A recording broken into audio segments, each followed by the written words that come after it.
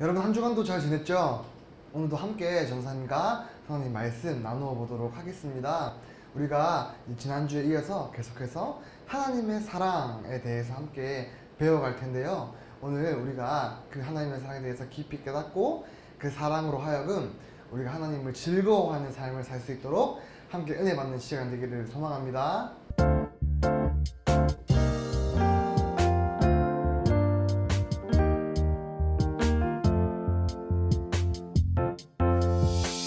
모든 것을 주관하시는 주님께서 말씀하시네. 어떤 시련과 위험이 와도 두려워 말라. 온 세상 다스리시는 주님께서 말씀하시네. 오직 순종하고 기뻐하며 주를 찬양하라. 불평하고 원망하는 자를 하나님은 미워하시네. 순종하고 기뻐하며 우린 승리하리라. I believe 주님을 향한 믿음 오직 믿음으로 기도해요. I believe 주님을 향한 믿음 하나님을 기쁘시게 해요. I believe 주님을 향한 믿음 오직 믿음으로 기도해요. I believe 주님을 향한 믿음 주님 기쁨 되죠.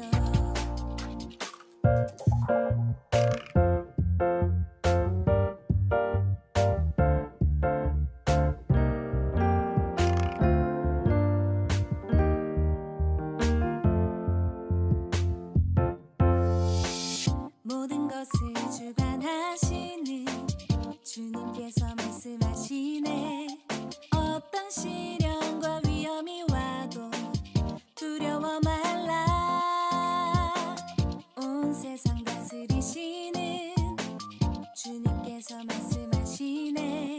오직 순종하고 기뻐하며 주를 찬양하라.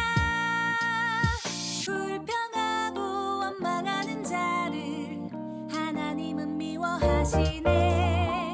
순종하고 기뻐하며 우린 승리하리라.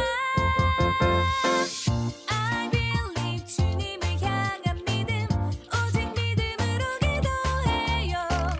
I believe 주님을 향한 믿음 하나님을 기쁘시게 해요. I believe 주님을 향한 믿음 오직 믿음으로 기도해요. I believe 주님을 향한 믿음 주님 기쁨 되죠.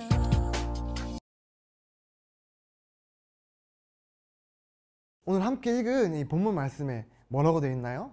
먹든지 마시든지 무엇을 하든지 다 하나님의 영광을 위해서 하라라고 말씀하고 있습니다. 여러분들은 무엇을 할 때 가장 신나고 즐겁나요? 전사님은 뭐 운동을 하거나 아니면 좋아하는 친구를 만나거나 뭐 그 친구와 함께 뭐 카페에 가서 뭐 시간을 보낸다거나 좋은 것을 볼 때 뭐 그런 것들을 할 때 즐겁더라고요. 우리 친구들은 어떤가요? 네, 아마 각자 여러 가지 즐거운 것들이 많을 거예요. 그런데 그 모든 즐거움이 다 누구를 위한 즐거움일까요? 네, 안타깝게도 자기 자신을 위한 즐거움인 거예요. 우리는 늘 나의 행복, 나의 만족, 나의 즐거움을 위해서 살아갑니다. 그런데 여러분, 우리가 원래 어떻게 만들어진 줄 아나요? 의자는 앉기 위해서 만들어졌지요. 그리고 뭐 연필은 쓰기 위해서 만들어졌습니다. 모든 만들어진 물건들은 각자가 가지고 있는 고유한 특성들이 있어요. 우리 사람도 마찬가지예요. 우리는 무엇 때문에 만들어졌을까요? 바로 하나님을 즐거워하도록 만들어졌습니다. 하나님을 즐거워하는 게 뭘까요? 우리가 하나님과 함께하고 하나님의 말씀을 듣고 하나님에 대해서 알아가는 것, 그 일이 우리에게 즐거워야 한다는 겁니다. 여러분, 이렇게 예배드리고 말씀 듣고 기도하는 것이 우리에게 즐겁나요? 사실은 전혀 즐거운 일이 아닙니다. 원래 처음 만들어진 사람 아담은 하나님과 너무 친구처럼 행복하게 잘 지냈어요. 아담은 하나님을 즐거워했어요.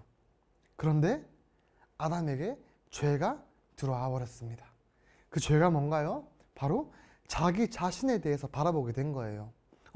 내가 저 선악을 알게 하는 나무의 열매를 먹으면 내가 하나님처럼 될 수 있다고?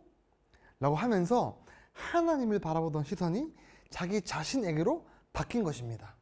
바로 이것이 죄라는 거예요. 그래서 우리는 죄를 지은 이후로는 더 이상 우리의 힘과 노력으로는 하나님을 즐거워할 수가 없게 되어버렸습니다.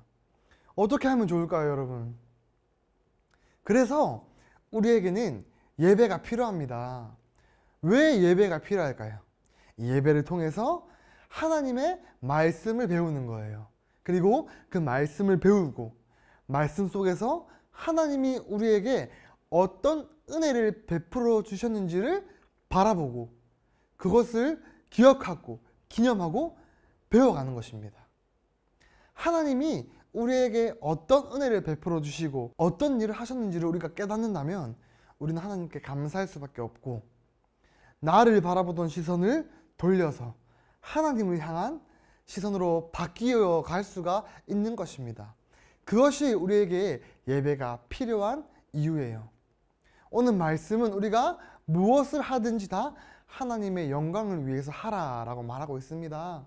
이 말은 우리의 어떤 노력, 우리의 행동이 하나님께 영광이 되는 것이 아니라 우리에게 크신 은혜를 베풀어 주신 그 하나님의 영광이 우리를 통해서 반사되는 거예요.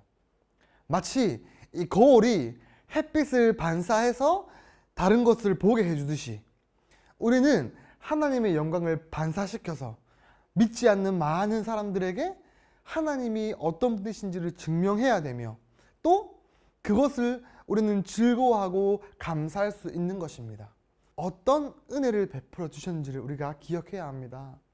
자기 자신만을 생각하며 살아가던 하나님을 즐거워하기보다는 죄가 주는 즐거움, 죄가 주는 달콤함이 더 좋아서 날마다 하나님을 부정하고 하나님을 알려고도 하지 않고 내 마음대로 살아가던 우리를 하나님이 우리를 사랑하셔서 우리에게 은혜를 베풀어 주시고 하나밖에 없는 그 아들 예수 그리스도를 이 땅에 보내셔서 십자가에 못 박아 죽이게 하시고 그분으로 인해 우리의 모든 죄를 다 용서해 주시고 다시금 하나님과의 관계를 회복하게 하신 그 하나님의 큰 일을 우리가 기억하고 배워야 하는 것입니다.